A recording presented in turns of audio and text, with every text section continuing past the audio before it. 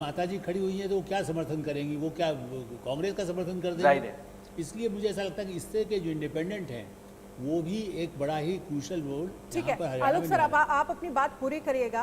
कांग्रेस नेता पवन खेड़ा की तरफ से क्या कुछ कहा गया है हरियाणा के नतीजों को लेकर, जो जिस तरह की स्थितियां चल रही हैं, और जम्मू कश्मीर को लेकर हमारे संवाददाता मनोहर केसरी ने बात की है पवन खेड़ा से। सुनिए सर।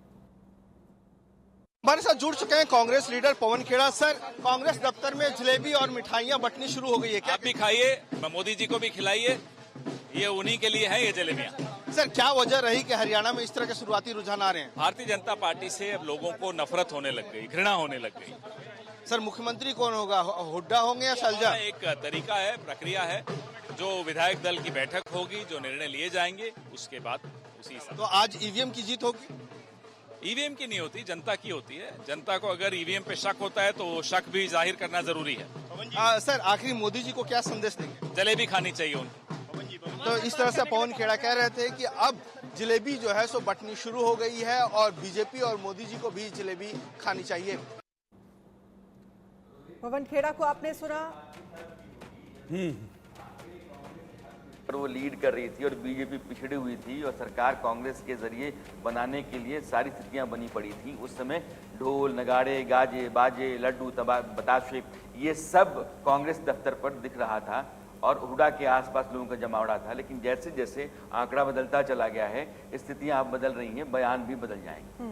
और मुझे लगता है ज्योति कुमार सिंह भी हमारे साथ कांग्रेस प्रवक्ता जुड़े हुए हैं। ज्योति कुमार सिंह जी, हरियाणा को लेकर कम से कम ये कहा जा सकता है आप लोगों ने मिठाइयां बांटने में थोड़ी सी जल्दबाजी कर दी क्या?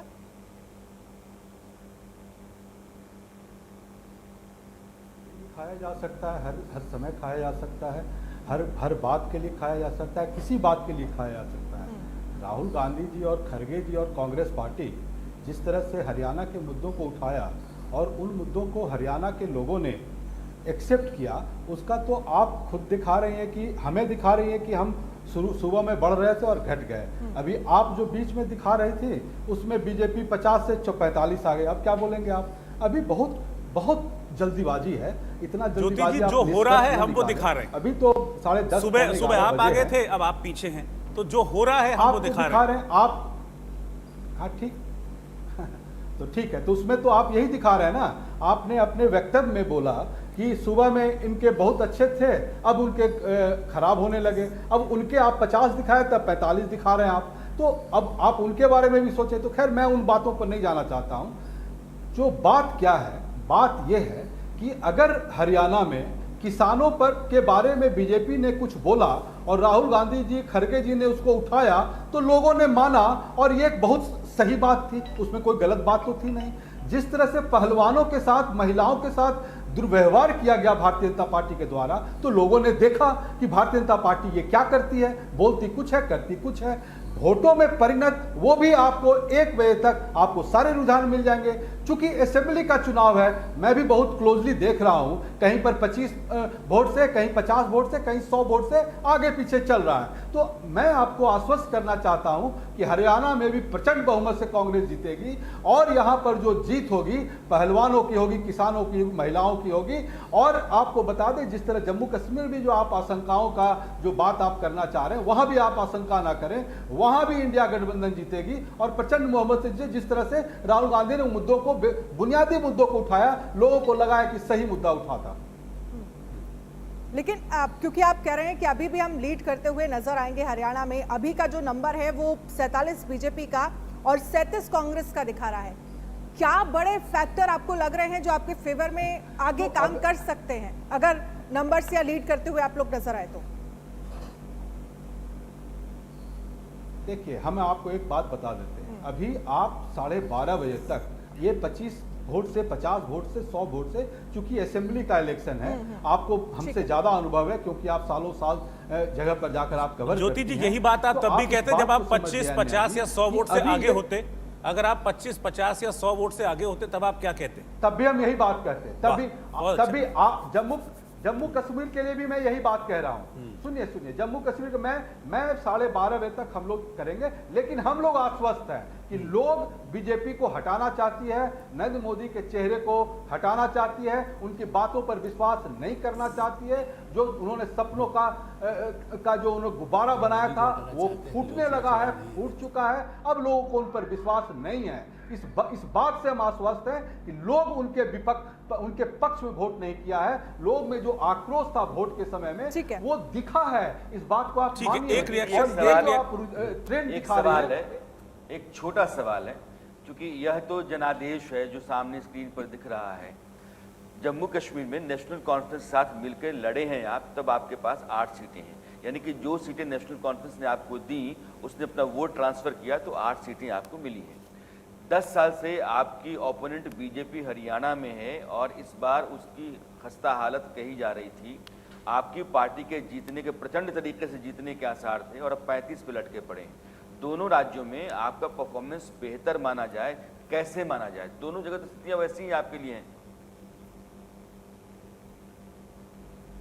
देखिए, मैं फिर से वही बात कहता हूँ, आप जिस बात को बताना चाहते हैं लोगों को, मैं लोगों को आप ही के माध्यम से बताना चाहता हूँ कि हम दोनों जगह जम्मू कश्मीर में अलायंस में इलेक्शन लड़े हैं और अलायंस में जहां सीटें जिनको नेशनल कॉन्फ्रेंस को जीतना चाहिए वहां वो बहुमत में जा रही है। जहां कांग्रेस और अभी चूंकि 10:30 बजा है, 11:45 बजा है, इसलिए मैं बार बार कह रहा हूं हरियाणा के लिए भी और वहां के लिए भी आते हैं। ठीक है, मुद्दे थे वो मुद्दे पवन है आम आदमी पार्टी से। पवन को इसमें हम 1.5 घंटे रुक जाते हैं, हम 1 बजे रुक जाते हैं, 2 बजे रुक जाते हैं। जो नतीजे आएंगे, हम लोग पत्रकार हैं, जो नतीजे आएंगे उसके आधार पर हम विश्लेषण करेंगे कि आपकी पार्टी ने कहाँ बेहतर किया है और क्या खामियां उसकी रह गई हैं और जो जीत गया है उसने आखिर क्या कमाल कर दिया है।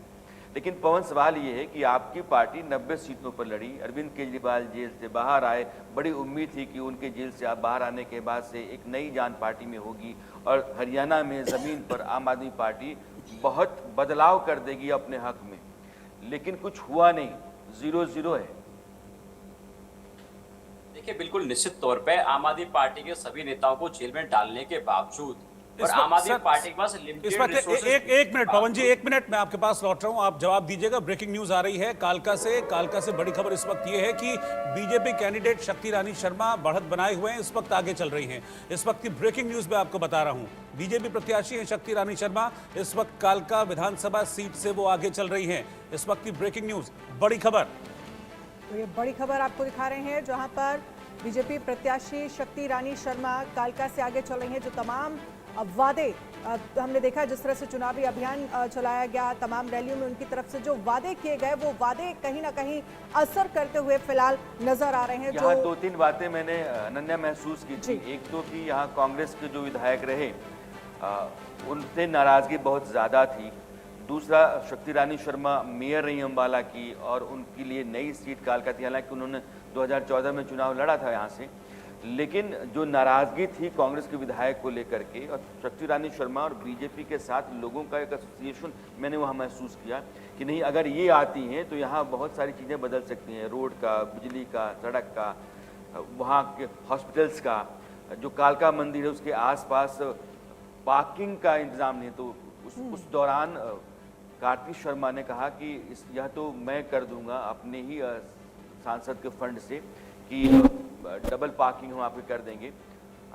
वहाँ जो हालात हैं कमोबेश जैसे ड्रग्स को लेकर के हैं कि ड्रग्स का एक बड़ा रैकेट वहाँ काम करता है, नौजवान नशे की लत का शिकार हैं। मोरनी जैसी अच्छी जगह है जहाँ की टूरिज़्म डेवलप किया जा सकता है, वहाँ एग्रो बेस्ड इकॉनमी जो होती है उसको आप डेवलप कर सकते हैं। तो हिमाचल से लगा हुआ ये ज़िला है पंचकुला की ही सीट है कालका, और कालका पे जो मैंने बढ़ता हुआ जनाधार देखा था बीजेपी का शक्ति रानी शर्मा के हक में, उसी का ये नतीजा है कि वो आगे चल रही है और ये सीट बीजेपी के पास आएगी। बिल्कुल। और राणा सर, आपने ये ड्रग्स की बात कही, ये मुद्दा बड़ी ये छाया रहा, एक दलाल का इशू, एक दामाद का इशू जो बीजेपी ने बड़ी प्रमुखता